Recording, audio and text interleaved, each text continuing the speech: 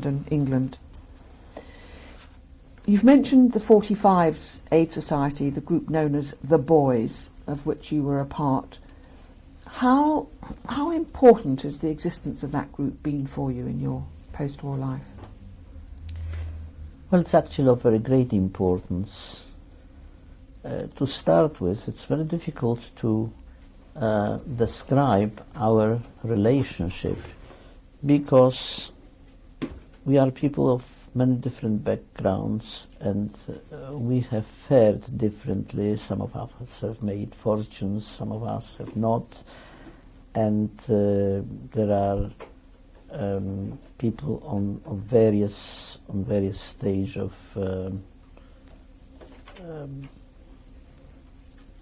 intellect, but generally we are like brothers because of what we have been through and because we came together from the same hell.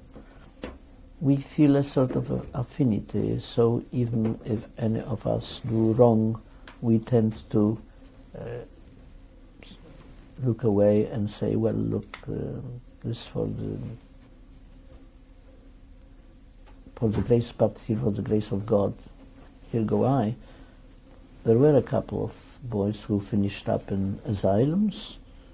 There were many very unfortunate incidents which happened, but generally 45 is a very important society to me, even though at times we have got our squabbles and we tend to disagree on various policies, whether policies of the committees or individual members, but I still think we mean quite a lot to each other, and generally you will find that we do help each other whenever possible.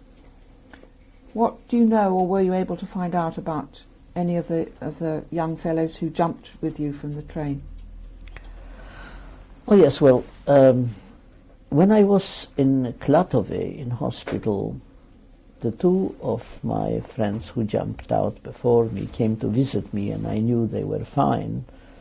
I was told later on by those who survived and reached the destination of the train that the fourth one who tried to jump after me got shot and wounded and got pulled back into the train, and the fifth one was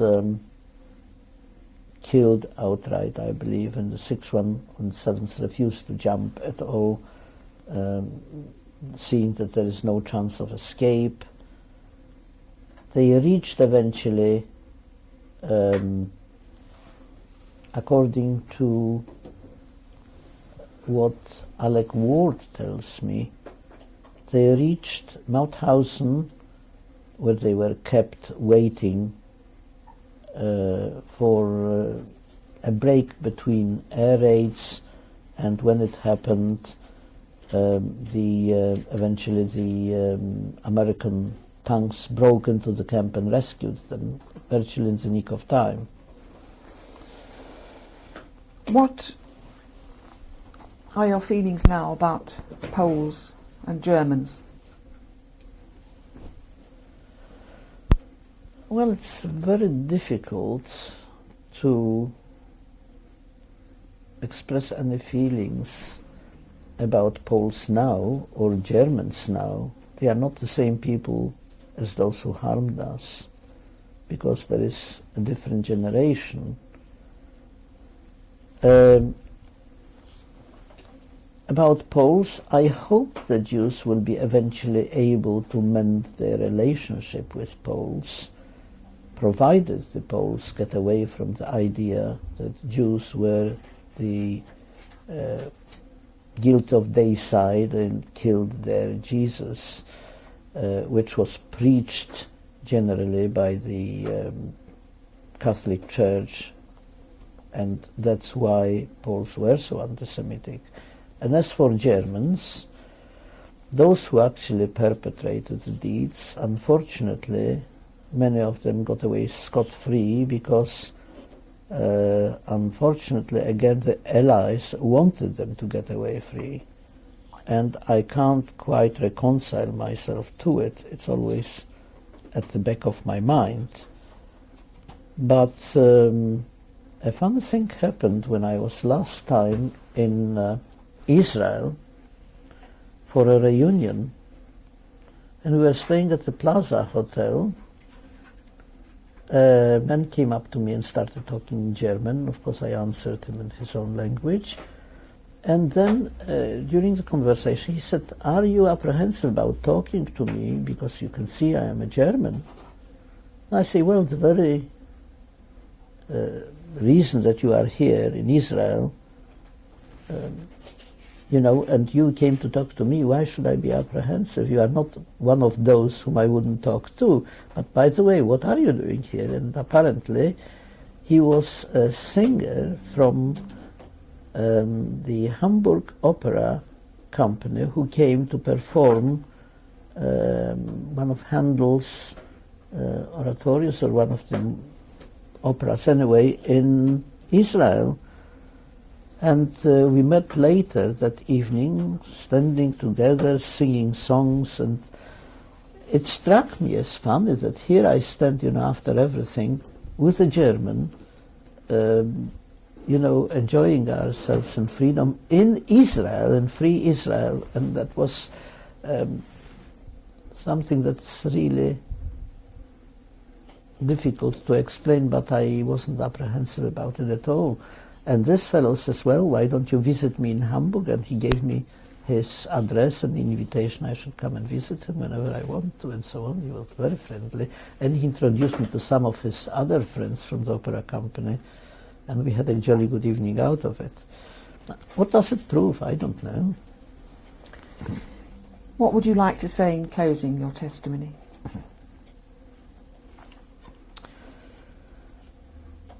Well, I think it's very important for me to give this testimony because I honestly believe that I'm of the very few real eyewitnesses to the happenings during the time of the Holocaust, and it should stand as a testimony to disprove any claims of those who try to prove that, or think or teach us that it didn't really happen. First of all, I have to ask these people what happened to my parents, my family, extended family, so many of my friends, people I knew who eventually perished, who went on the train and never came back. So my testimony is one which will prove, or is part of the proof, that it really did happen. This is number one. There is another aspect to it. I hope that by listening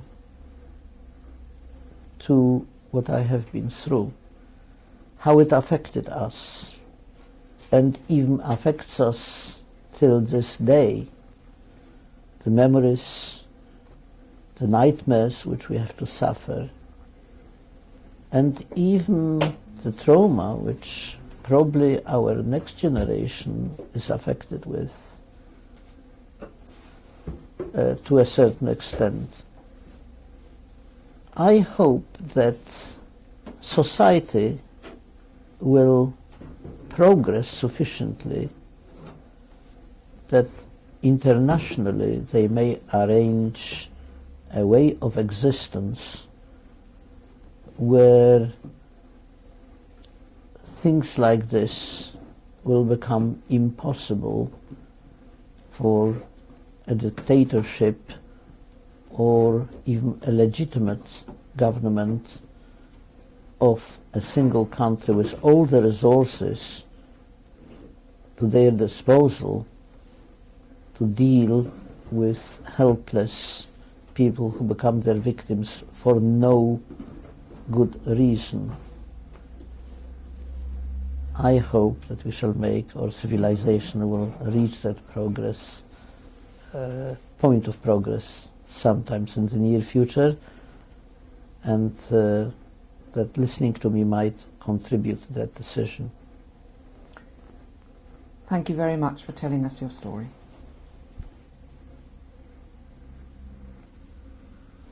Arthur, would you tell us who's sitting next to you, please? Well, that's my wife, Her name? Rini, or as she calls herself, Renee, spelled with a double E.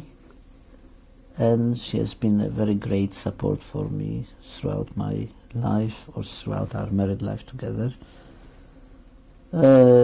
Whatever we go through in life, we share, and it's a great thing.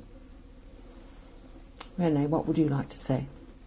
Well, I just wanted to say that I think it's very important for testimonies such as this to be placed on record so that future generations can hear the truth, as it can only be told by those that survived it. Renee and Arthur, thank you very much indeed, both. Thank you.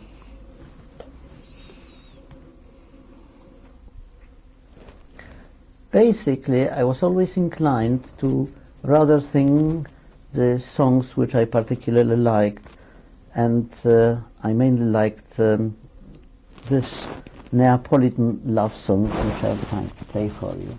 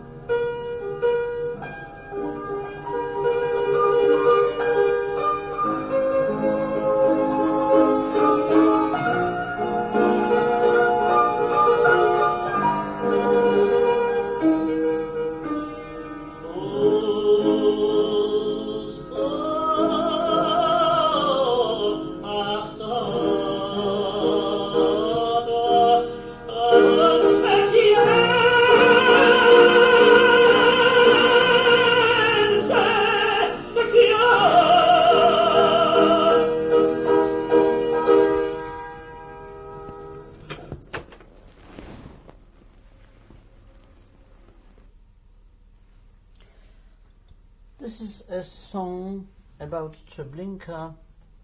It's an old song. I don't remember where I heard it and whether I sing it accurately, because most likely I don't remember all the lyrics, but here it is.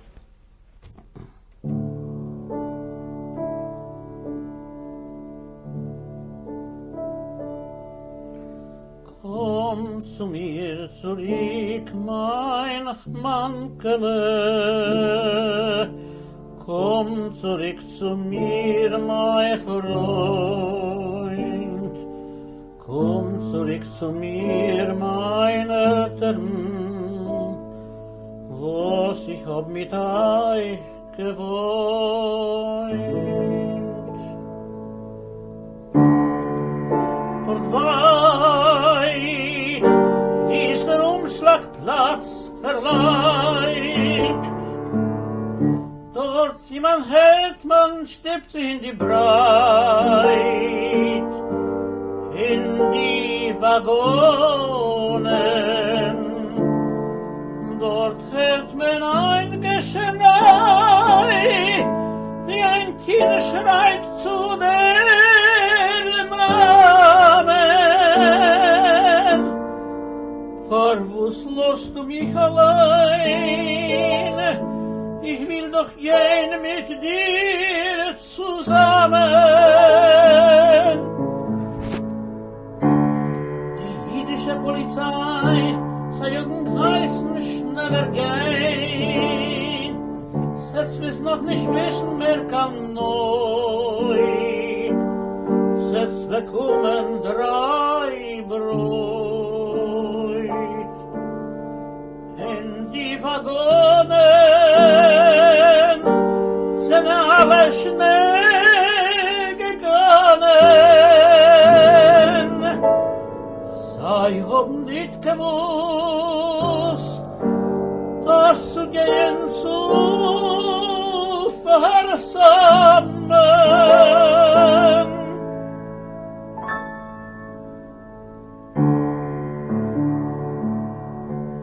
Treblinka dort, vor jedem Jid, das geht dort. Wer kommt dahin, verbleibt schon dort.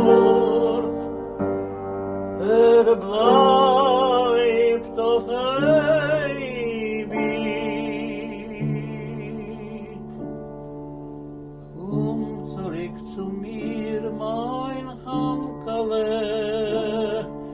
Komm zurück zu mir, mein Freund. Komm zu mir zurück, meine Eltern. Was ich hab mit euch gewohnt. Komm zurück zu mir, mein Hankele. Komm zurück zu mir.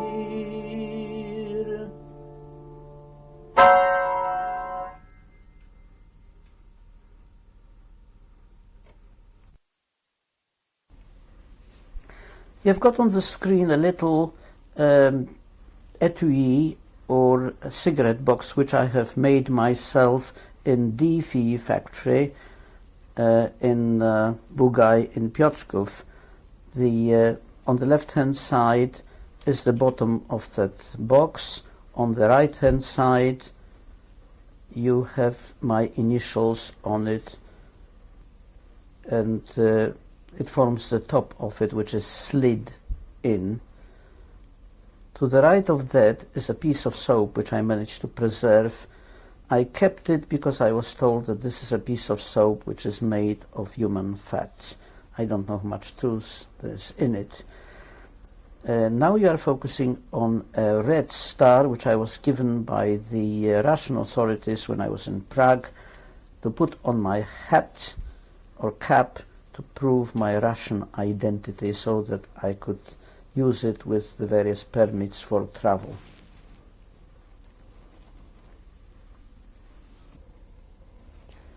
This is the spoon which I had in my pocket when I was shot and wounded during my escape from the train in Czechoslovakia. I believe it is silver, but I'm not sure. However, it is in material. As you can see, it has got the hole through which the bullet went and pushed the spoon into my leg. That's how I was very severely wounded during my escape. However, this is the spoon which virtually was implemented in saving my life.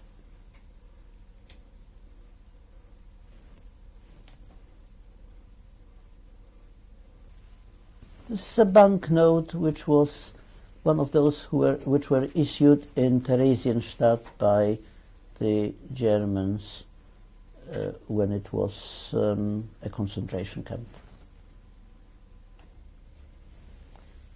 This is an identity document which was issued to me in Theresienstadt by Czech authorities, and as you can see, my birth date is different from what I was given. You know, at various times I had to give my birthday as it suited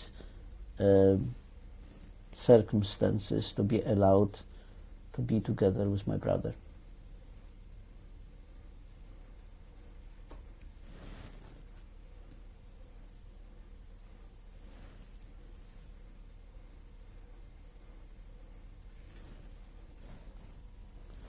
It's another little document that I have been deloused properly in Theresienstadt.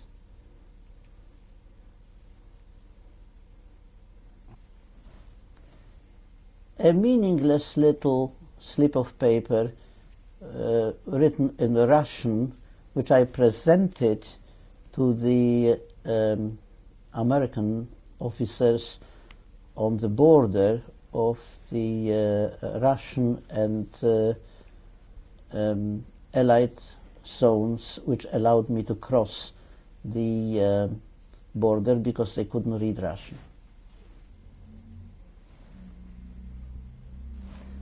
This is a document which purports that I'm a Russian citizen. It was issued to me by the Russian authorities, really, in Prague, when I said I want their support to be able to go anywhere I needed to look for my surviving relatives.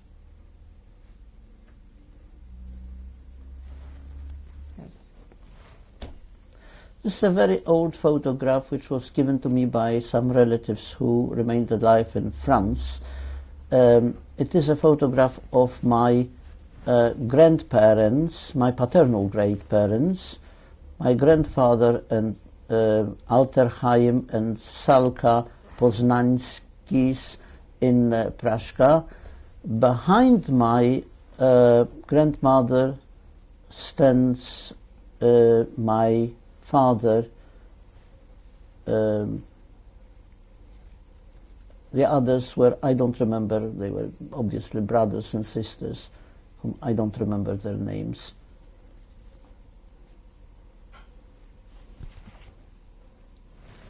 It's one of the rare photographs of my parents, which I believe was taken sometime in the 1920s, which again was given to me. The names, Arthur, please. My father, Vladislav, and my mother, Paula.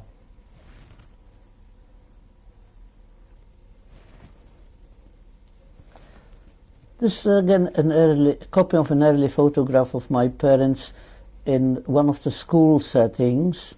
My father and mother are in the middle, with various other teachers surrounding them and pupils.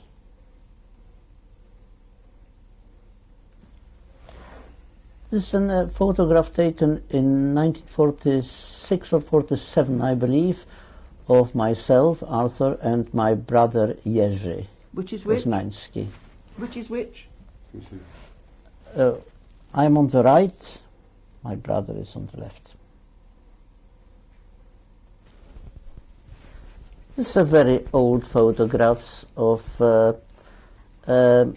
Rini and myself. I believe it was taken when we were just about when we were married. Yeah. In 1960, 15th of May 1960. Okay, dear? These are my children, Angela at the age of nearly 5 and Victor when he was just about getting on to 3. In those days. Yes, real Beatles, isn't it? And that's my son Victor at his bar mitzvah.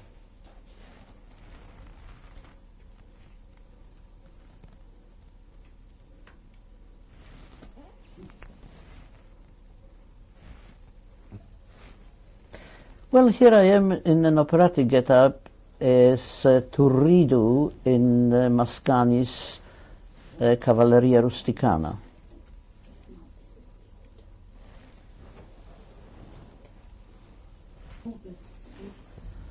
This is my daughter Angela and her husband Clyde at their wedding in 1987.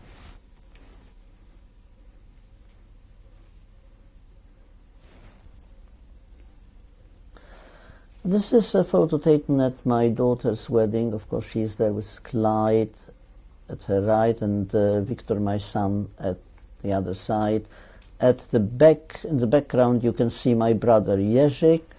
In the foreground, myself, Rini, and Jerzy's daughter Shoshana and her daughter in front. There is on the extreme right, you see my cousin Maria and her husband Marek. Okay. I'll let Mark decide, I don't mind. Okay. Well, this is our family. Somebody must have said a naughty joke because we are all grinning like Cheshire cats. It's just myself, Rini, Angela and Victor.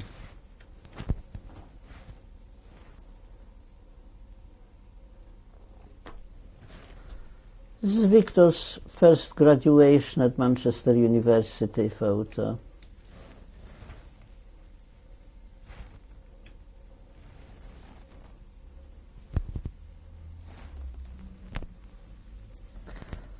And here I'm having a little frolic with my grandchildren, Joseph and Olivia, who are Angela's children. Joseph and Olivia, what? Mann. Taken? Joseph and Olivia Mann. Taken when? Last summer. Thank you very much.